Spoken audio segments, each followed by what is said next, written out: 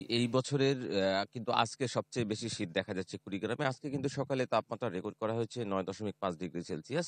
গত ২ দিন কিন্তু ১০ এর কাছাকাছি ছিল এবং স্থানীয় আবহাওয়া অফিস যেটা বলছে যে এই তাপমাত্রা কিন্তু আরো কমতে পারে। তো এই আজকের যে পরিস্থিতি আমরা দেখেছি সকাল থেকে কিন্তু কুয়াশার চাদরে একদম চারদিক ঢাকা। বলা যায় যে কৃষকের মাঠ ফাঁকা, যে স স গ্রামের যে মোড়গুলো রয়েছে সেই মোড়গুলোও কিন্তু ফাঁকা, একেবারে রাস্তাঘাটও ফাঁকা। এখন পর্যন্ত তেমন লোকজনও কিন্তু চোখে পড়ছে না। এমনটাই কিন্তু ঢালাইয়ে দৃঢ়তা, নির্মাণে নিশ্চয়তা। প্রিমিয়ার সিমেন্ট, ঢালাইয়ের রাজা।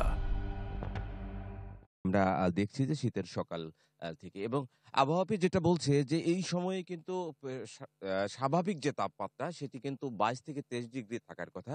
সেই স্বাভাবিক তাপমাত্রাটা কিন্তু ১৬ থেকে ১৮ র মধ্যে ওঠানামা করছে।